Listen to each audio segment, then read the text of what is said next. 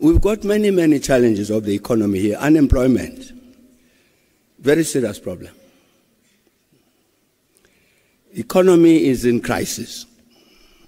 I'm a former president of this country, and you'll never ever convince me that this economy is in crisis because of foreigners. It's not true. I'm a king. The issue that is raised about the African Renaissance, part of what has happened in the continent, and don't ask me why, is a very, very clear decline in the levels of commitment to a Pan-African perspective. You see it everywhere, it's very visible. So the matter of a renaissance of the continent, it suffers that kind of fate. When this commitment to a Pan-African perspective dies away, and people are very preoccupied with what happens in my country, which is justified, but does not mean you focus on your country to the exclusion of the continent. There's been a retreat from that Pan-African perspective. It affects this African Renaissance thing. It's in the leadership. It's in our political leadership on the continent. It's not among the masses of the people. The masses of the people continue to share this view that as a continent we share the same destiny. What do we do together? It's a matter of great debate in this country about the so-called undocumented people.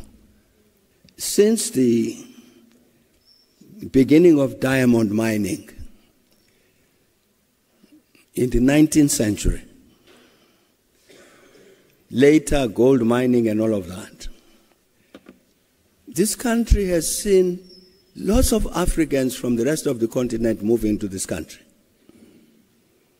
The issue of many other Africans being present with us is not new. And historically, the indigenous African community has never ever been hostile to other Africans coming from other African countries. Take the old townships, Alexander Township in Johannesburg. That township has always had people from all over the continent. With no friction, with no nothing. Historically, the African community here has never been xenophobic about other Africans.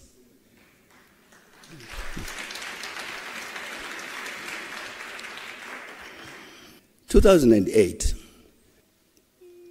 all manner of trouble breaks out in Alexander Township in Johannesburg. Attack on these foreigners, particularly Zimbabweans. Then it spread elsewhere. Xenophobia, Afrophobia. So I say, when I saw that thing, I was in government, I was president. I say, but this is it's not Alexander Township. Alex for decades has had Zimbabweans and Mozambicans and this and that, and never ever this conflict. Why? There's a mistake we made as government, and not to disclassify an intelligence document about what happened in Alexander 2008. That thing was organized to drive the Zimbabweans out of the country back to Zimbabwe because there were elections in Zimbabwe.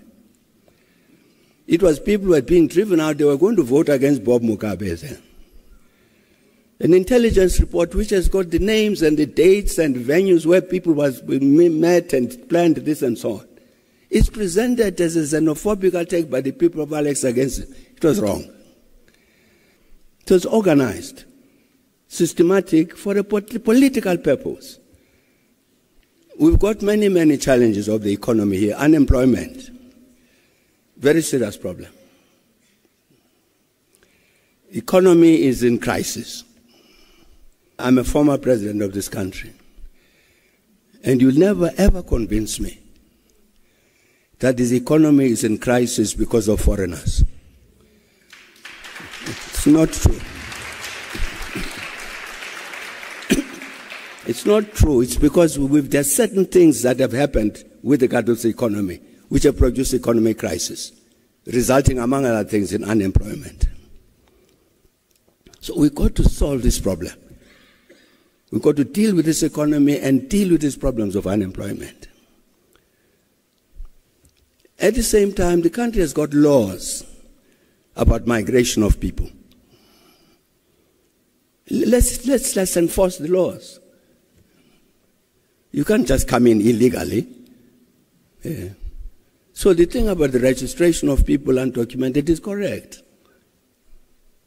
But I'm saying it's incorrect to think that that economic crisis is caused by people who have come from the rest of the world. One of the things that happened, colleagues, very important in my view, is that the continent genuinely took it as one of its responsibility to help us to fight and defeat apartheid. Ordinary citizens would contribute monies to go into a common fund in order to support the struggle here in Namibia and Zimbabwe. That became a people's issue. Wherever you went around the continent, I've got Welly Lenhlapo here, former ambassador. Wherever you went on the continent, 1980, 1985, the focus on South Africa among the ordinary people was very high. The consequence of it is that when South Africa becomes liberated, the same masses, they say, I'm going to South Africa. It's natural. They develop that kind of very fondness and closeness to this country. So we must go to this country.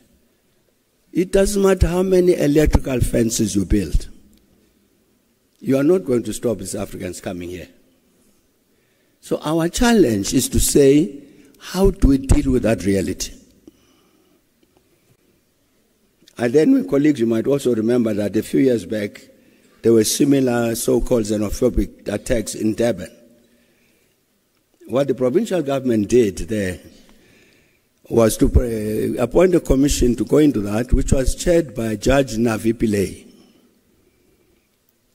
You'll find that report on the internet.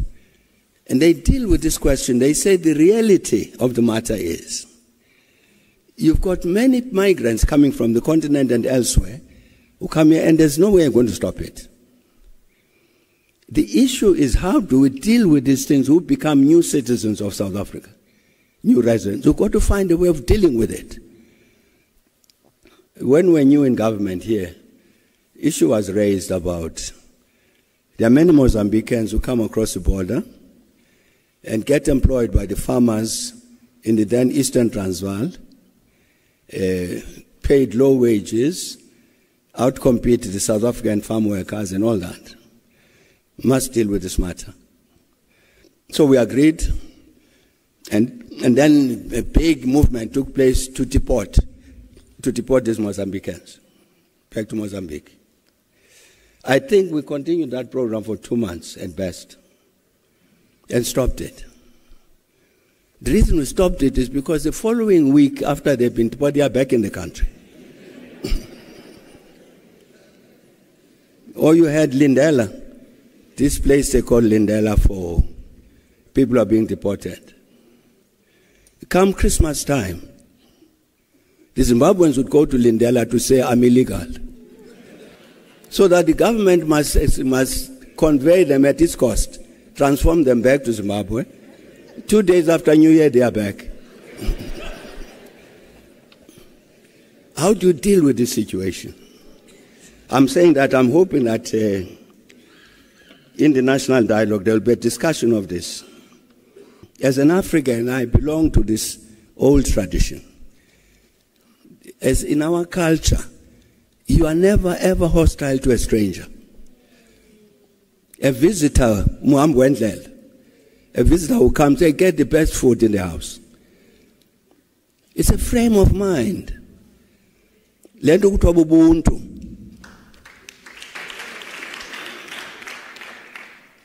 I hope that the matter will get discussed and then resolved in that context.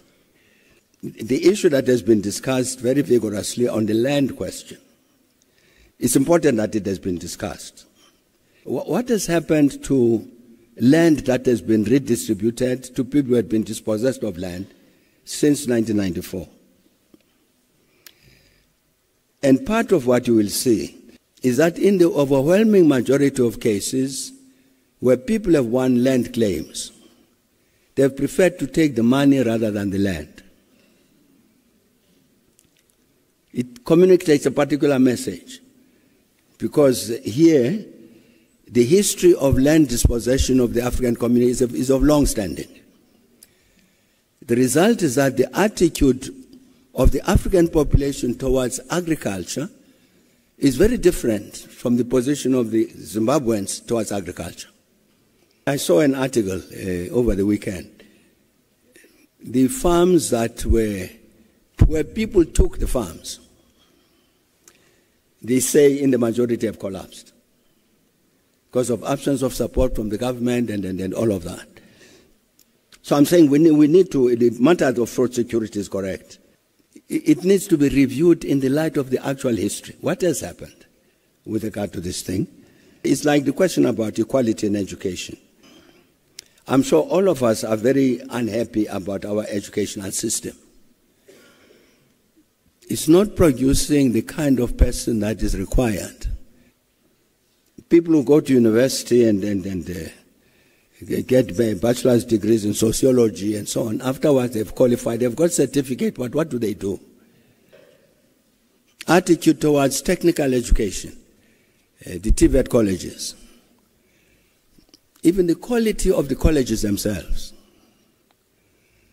I know of a TVET college here in Pretoria, which in the past, they would train technicians and people of this kind who would be required in the automobile industry. And BMW here in Roslyn was saying the equipment they are training on is 15 years out of date. So that by the time they take them on, the fact that they've got to retrain them. The kind of output, what comes out of the universities, unemployed graduates, a legitimate complaint, because maybe we're training for the wrong professions. And this fundamental matter of the state of the economy. Is the economy growing enough to be able to absorb new entrants? That becomes part of the matter. Thanks for the questions.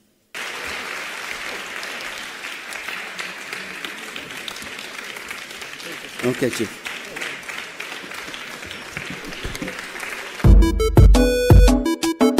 I'm a king, yes, I'm a king.